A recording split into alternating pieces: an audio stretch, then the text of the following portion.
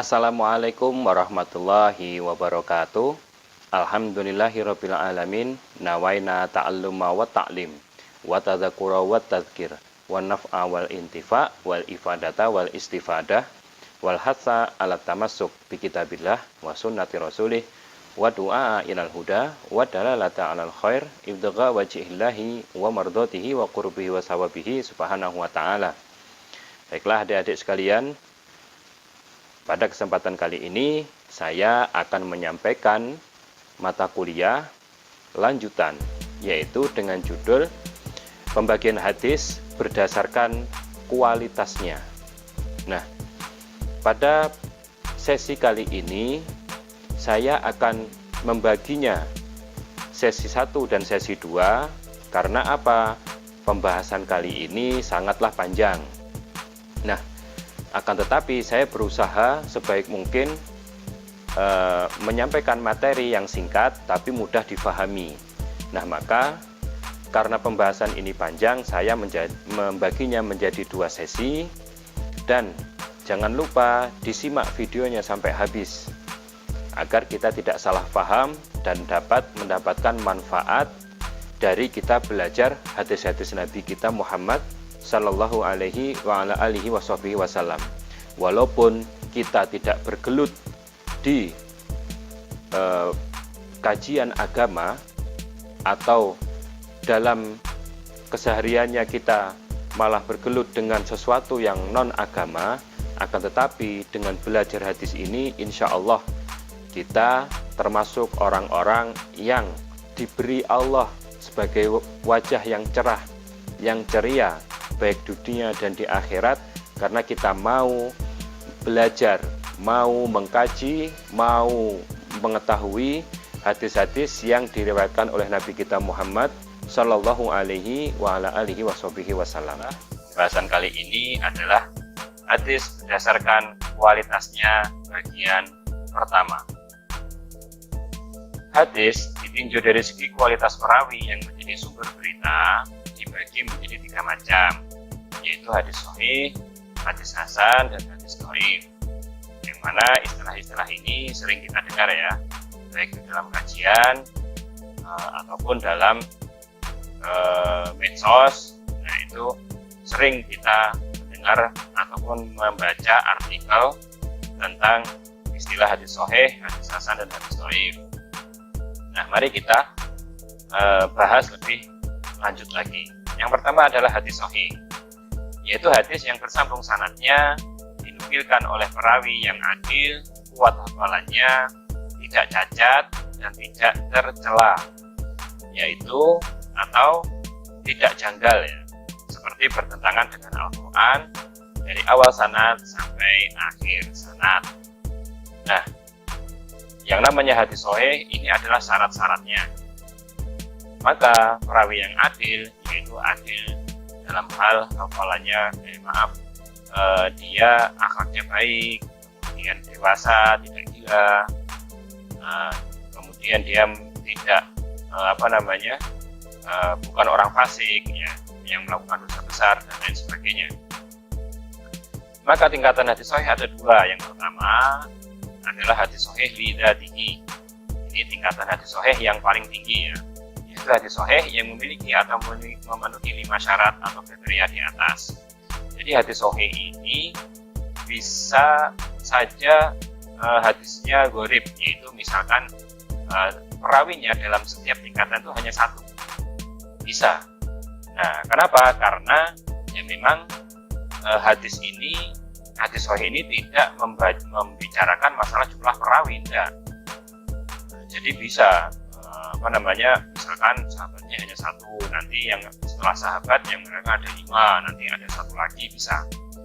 Nah, asalkan memenuhi syarat-syarat kelima tadi.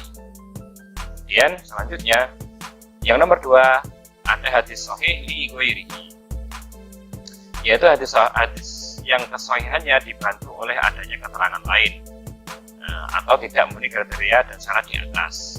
Nah, jadi hadis sahih li ghairihi ini karena dorongan atau bantuan lain disebabkan syarat-syarat 5 tadi tidak terpenuhi.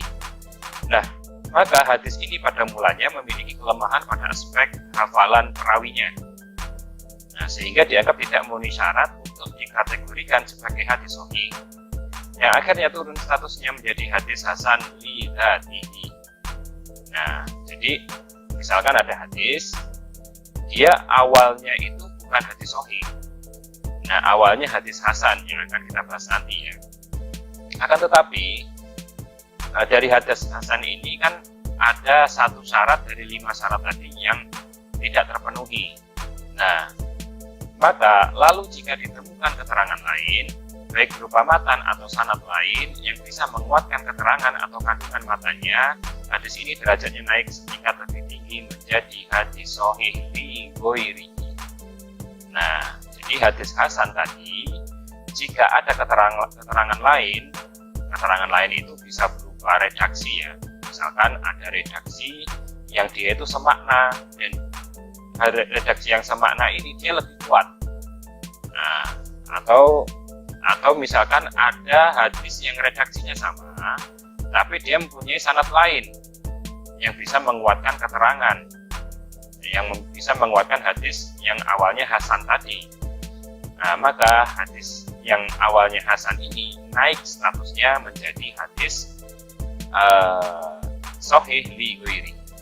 Maka para ulama sepakat bahwa hadis sahih dapat dijadikan hujjah atau dalil atau landasan dalam menetapkan hukum halal dan haram, bukan permasalahan keyakinan atau akidah.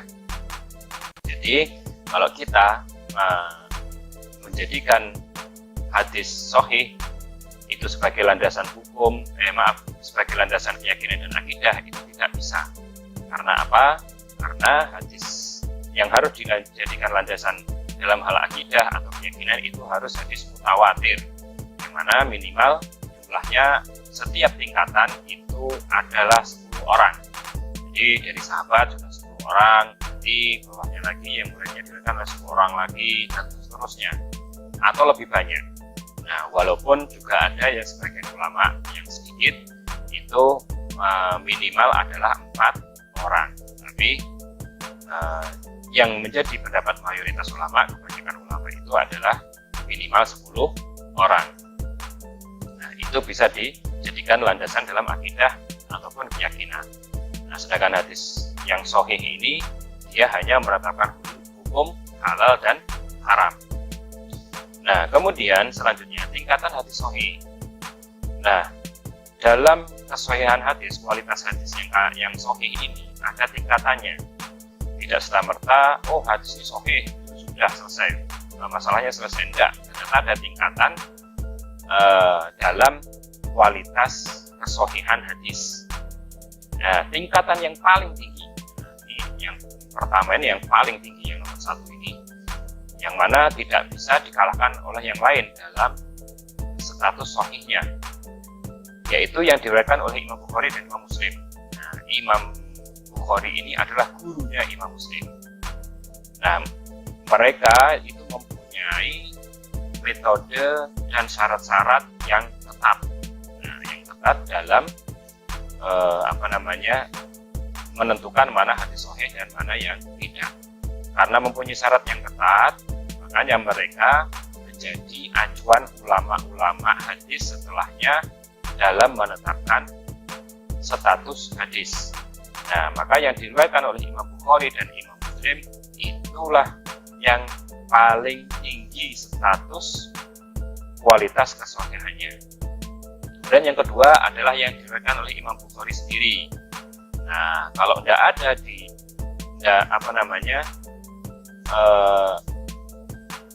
Imam Muslim juga nggak meriwayatkan, tapi Imam Bukhari meriwayatkan, maka yang dipakai itu yang diriwayatkan oleh Imam Bukhari sendiri. Kemudian yang ketiga yang diriwayatkan oleh Imam Muslim sendiri. Nah, Imam Bukhari nggak meriwayatkan, tapi Imam Muslim meriwayatkan, maka ini juga masuk dalam kategori kualitas yang baik.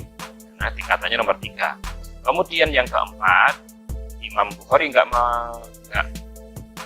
meriwayatkan, Imam Muslim juga nggak meriwayatkan, maka yang diriwayatkan dengan memenuhi syarat ketentuan Bukhari.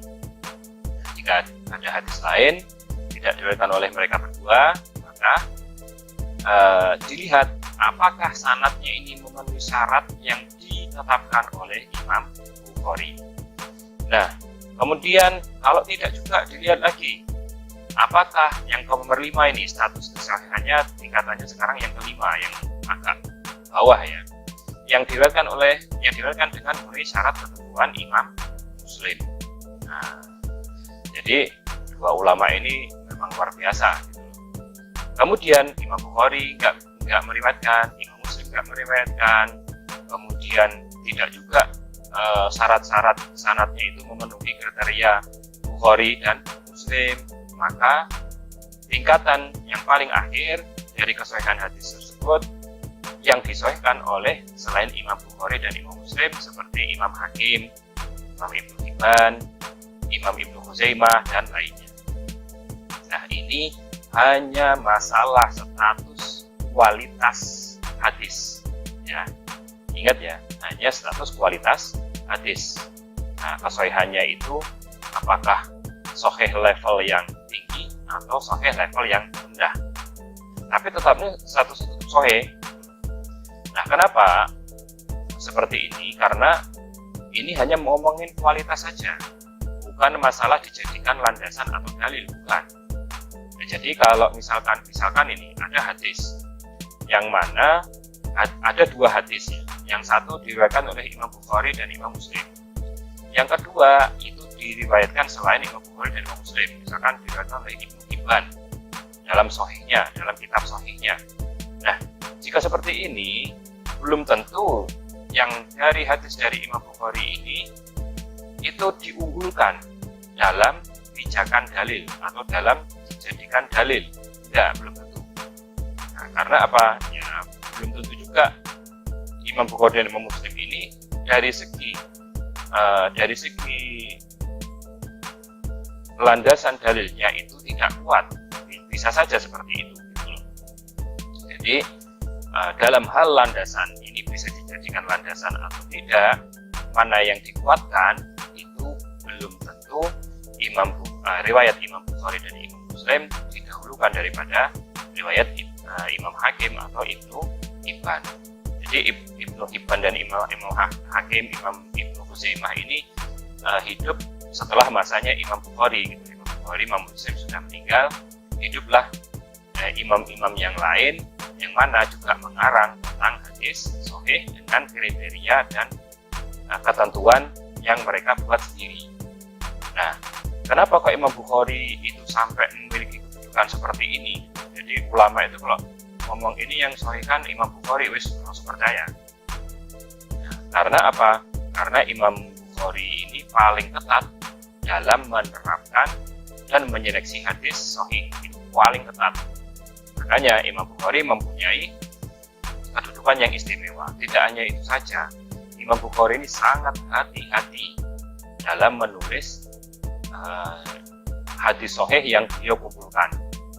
Nah, dalam kitab Sahih Bukhari itu ada sekitar 5.000 lebih hadis ya, 5.000 berapa ratus gitu. Nah, dalam kitabnya itu Imam Bukhari ketika menulis kitab tersebut itu tidak main-main gitu. Bukan hanya beliau itu keliling kemudian mencari hadis, meriwayatkan hadis, bukan. Tapi di samping itu beliau juga ada tirakat. Istilahnya tirakat kalau bahasanya zaman sekarang itu ya. Yaitu beliau menulis hadis sahihnya itu sebelum beliau tulis, beliau sudah meneliti, sudah nanya-nanya, kemudian beliau kaji. Nah, kemudian beliau mau nulis di kitab sahihnya itu, beliau akan mandi dulu sebelum menulis. Jadi mandi sunnah dulu, mandi sunnah, ya, membasahi sekujur tubuhnya, mandi sunnah. Kemudian beliau akan sholat 2 rakaat.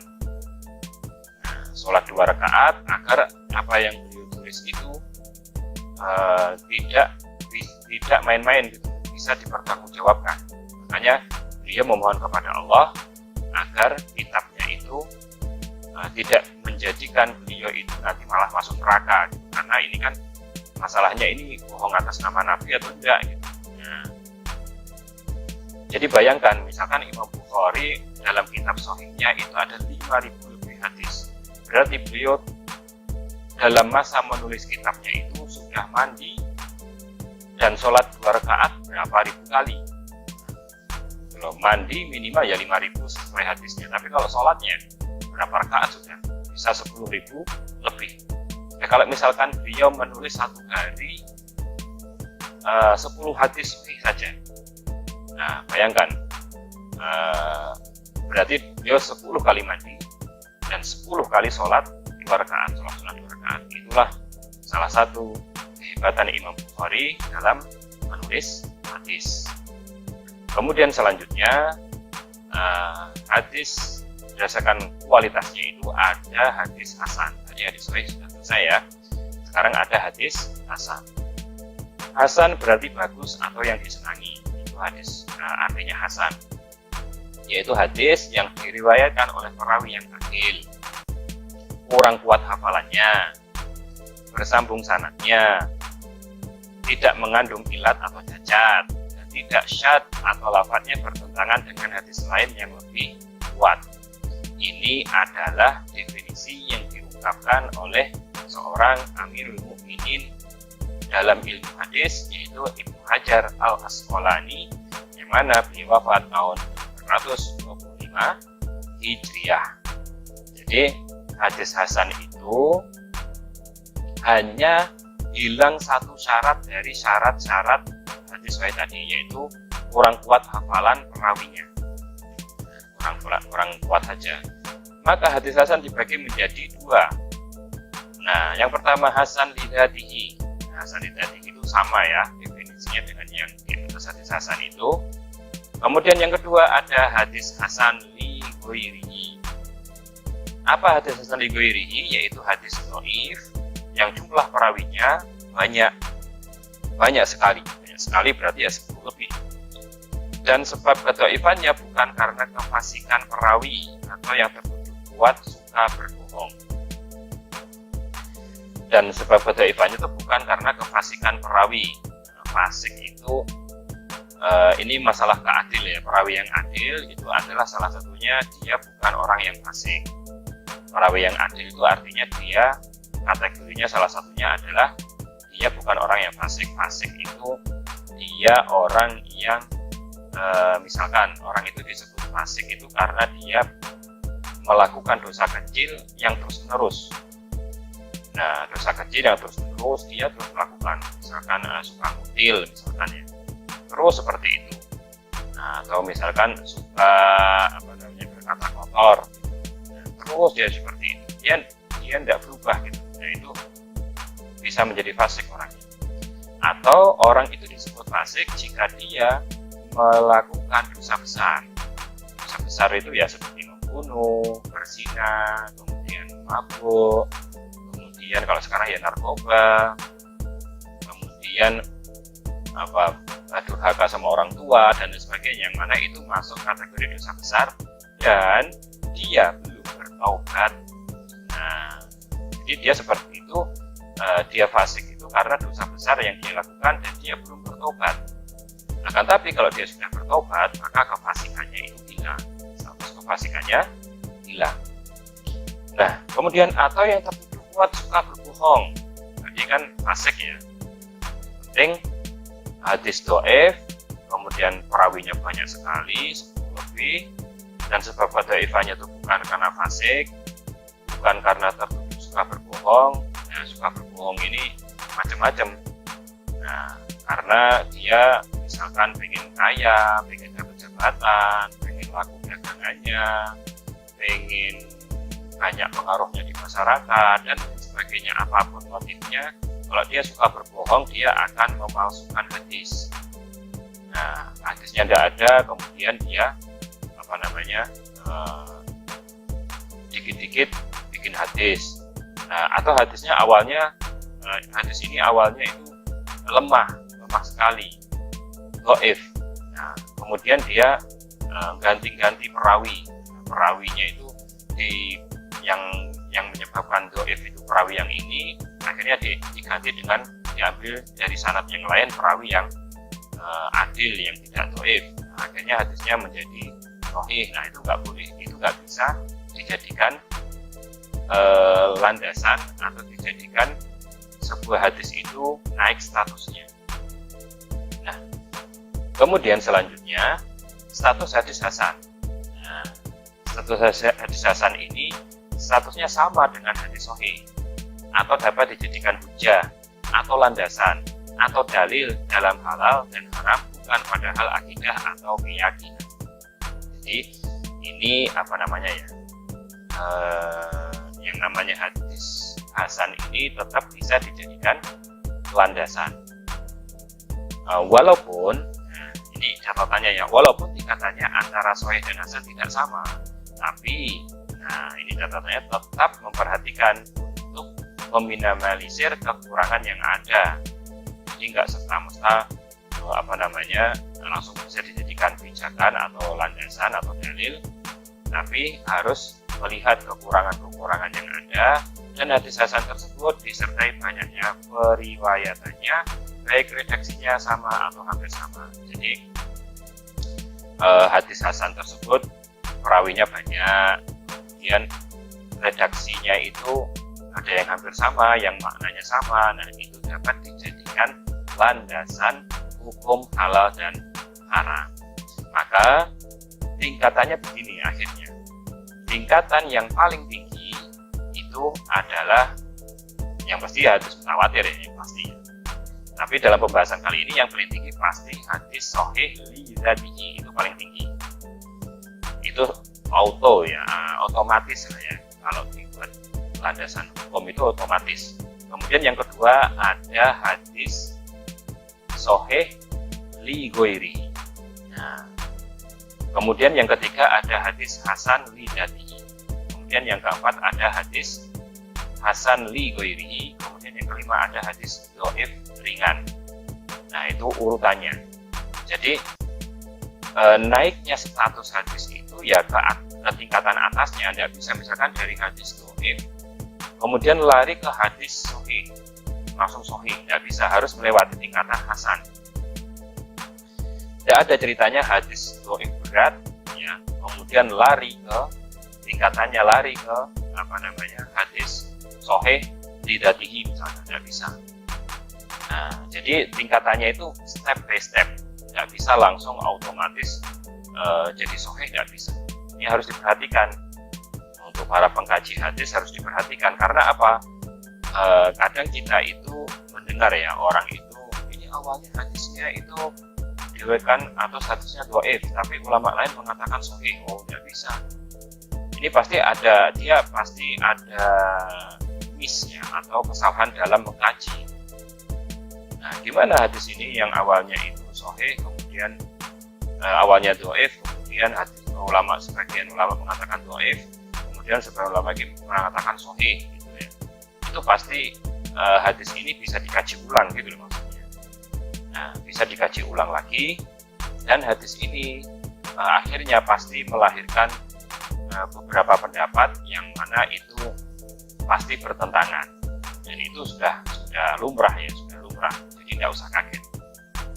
Lalu kemudian misalkan ada sebuah amalan ya, atau ibadah yang mana di situ ternyata yang dijadikan landasan itu hadis sahih dan hadis hasan, misalnya begitu.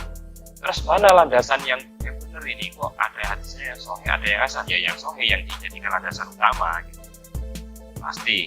Tapi kalau tidak ada hadis mutawatir, ada hadis sahih, maka terus adanya hanya hadis hasan, baik hasan li dzatihi ataupun hasan li ghairihi, maka itu dapat dijadikan dalil atau landasan dalam hukum halal dan haram, sah atau tidak sah. Nah, itu bisa dijadikan landasan. Jadi jika ada hadis hasan li ghairihi, kemudian ada hadis sahih li dzatihi, dan hadis sahih li dzatihi ini ternyata redaksinya itu bertentangan dengan hasan li ghairihi, ya maka hadis yang sahih li dzatihi ini mayoritas ulama itu mengunggulkan hasan li ghairihi, hasan li dzatihi, karena secara tingkatan jauh ya, melewati beberapa step itu kalau untuk hadis hasan li ghairihi ini, untuk mencapai hadis sahih li dzatihi ini melewati 2 step, 3 kali loncatan, 3 kali naik misalnya naik pangkat. Nah, maka kita sebagai penuntut ilmu harus tahu yang seperti ini agar tidak mudah mempercayai orang itu ini hadisnya sahih, ini hadisnya tidak sahih. Nah, apalagi zaman sekarang banyak sekali ustadz-ustadz dadakan di media sosial yang mana dia itu kurang cermat dalam mengkaji hadis, karena memang kadang bukan jurusannya ya, bukan keahlinya dalam hadis, tapi karena ada jamaah yang tanya, itu mau tidak mau harus dijawab.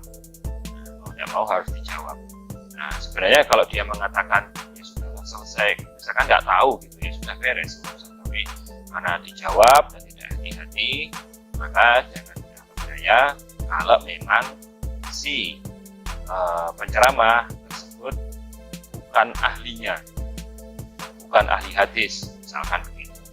Nah, jadi inilah materi kuliah pada kali ini, dan akan dilanjut kepada sesi kedua. Nah, demikian pembahasan kita tentang hadis berdasarkan kualitasnya, yang mana kualitas hadis ini harus diketahui jika ingin mengamalkan atau tidak, mana yang mendustakan Nabi, mana yang tidak. Nah, jika kita tahu, kita akan meyakini, dan kita jika mengamalkan itu semangat. Karena apa? Ini benar-benar dari Nabi kita Muhammad Sallallahu Alaihi Wasallam.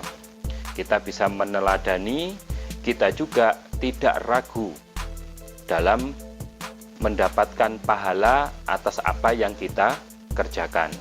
Nah, maka adik-adikku sekalian, semoga kalian tidak terlena dengan waktu-waktu yang terbuang sia-sia.